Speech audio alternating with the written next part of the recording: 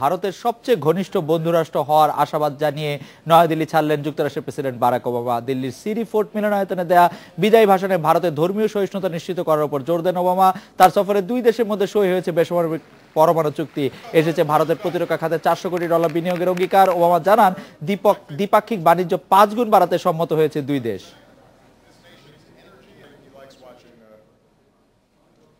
Or they've said I adhere to a different religion, as if that were somehow bad. That connects me to the president and makes it a privilege to introduce.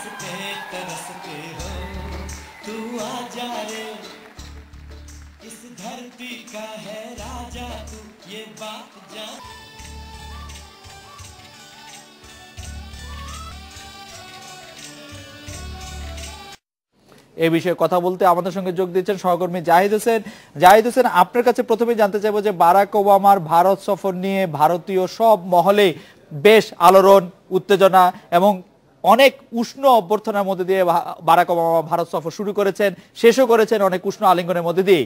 আসলে এই সফরকে যারা এই অঞ্চলের অন্যান্য যারা শক্তি আছেন, চীন, পাকিস্তান, তারা কিভাবে দেখছে বলে আপনি মনে করছেন ওবামার ভারতের এই সফরকে, এবং এটি নতুন কোনো ভূ রাজনৈতিক মেরুকরণের লক্ষণ দেখা দিচ্ছে কিনা এই সফরের মধ্যে দিয়ে?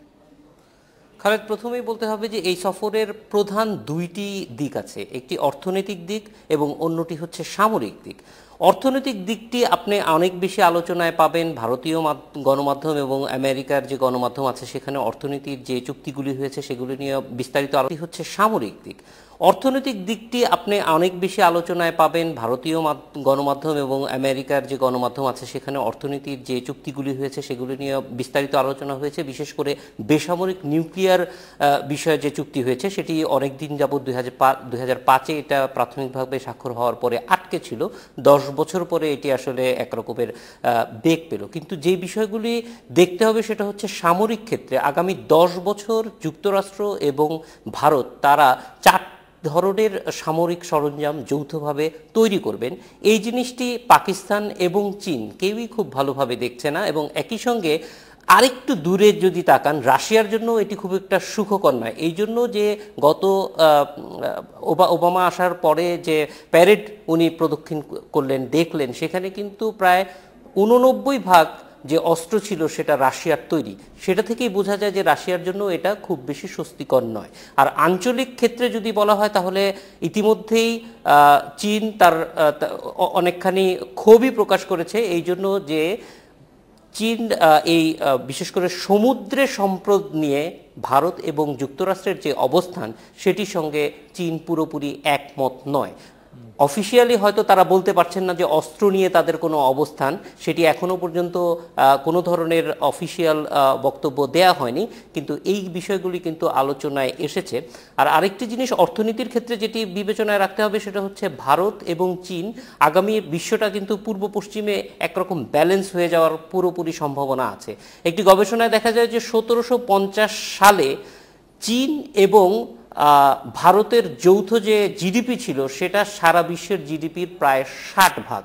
সেই দিকে আসলে চলে যাচ্ছে বলে গবেষকরা মনে করছে। এটা অবশ্যই এখনই যাবে না, আবার যদি আরও 200-250 বছর পরের দিকে দৃষ্টি দেন তাহলে সেটা হয়তো হতে পারে। কিন্তু এখনও 2040 সাল একটা বড় অর্থনৈতিক দিক নির্দেশনামূলক সময়, কারণ এই সময়ে পৃথিবীর সবচেয়ে বড় অর্থনীতি হয়ে যাবে চায়না, এবং একই সঙ্গে ভারতও সেখানে একটা প্রায় তারা কাছাকাছি থাকবে।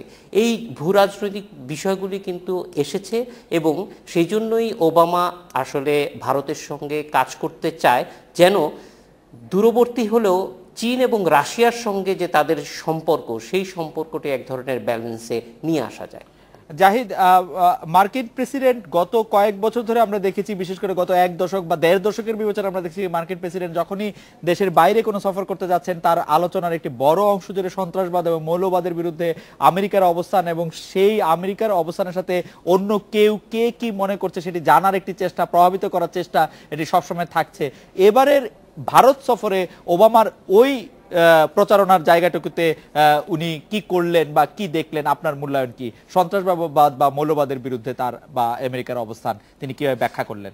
সন্ত্রাসবাদ এবং মৌলবাদের বিরুদ্ধে তার অবস্থানটি যথেষ্ট ক্লিয়ার হয়েছে এবং আপনারা জানেন যে মৌলবাদের বিষয়ে প্রধানমন্ত্রী নরেন্দ্র মোদীর বিরুদ্ধে যুক্তরাষ্ট্রের যে অবস্থান ছিল সেই অবস্থান থেকে তারা সরে আসলেও আজকেও ওবামা যেই কথাটি বলেছে যে ধর্মীয় ক্ষেত্রে ধর্মীয় সংখ্যালঘু বা অন্যান্যদের ক্ষেত্রে রাষ্ট্রীয় আচরণ যাতে যথাযথ হয় সেটা ভারতের প্রতি তার প্রত্যাশা আছে। আরও একটি বিষয় উনি বলেছেন, সেটি হচ্ছে নারীদের বিষয়ে।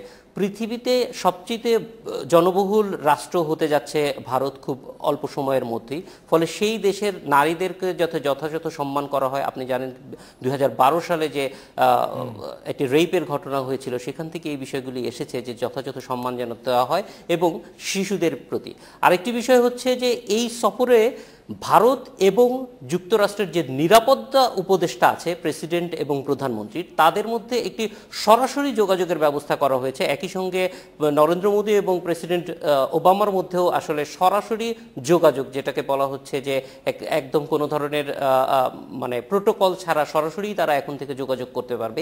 এইটির একটি গুরুত্ব রয়েছে, কারণ নিরাপত্তা উপদেষ্টারা এই বিষয়গুলি এখন আগে যতটা বলা যায় যে রেড টেপিজমের মধ্যে পড়তে হতো, এখন সেই জিনিসটা থাকবে না এবং এইটি হয়তো এই অঞ্চলের নিরাপত্তার ক্ষেত্রে অনেক বড় প্রভাব রাখবে বলে আমরা মনে করি। জাহিদ হোসেন, আপনি ঠিকই বলেছেন। আমি আজকে বারাক ওবামার ভাষণ সরাসরি শুনছিলাম, সেখানে তিনি অনেকটি বড় জায়গায় ধরে বলছেন যে একটি রাষ্ট্র বা সমাজ কতখানি উন্নত তা মেজার করার একটি সবচেয়ে কার্যকর পদ্ধতি হচ্ছে যে তার মেয়েরা কতটা অবদান সেই সমাজ বা রাষ্ট্র গঠন করার ক্ষেত্রে থাকে। জাহিদ হোসেন, আপনার সাথে কথা বলার জন্য ধন্যবাদ আমাদেরকে।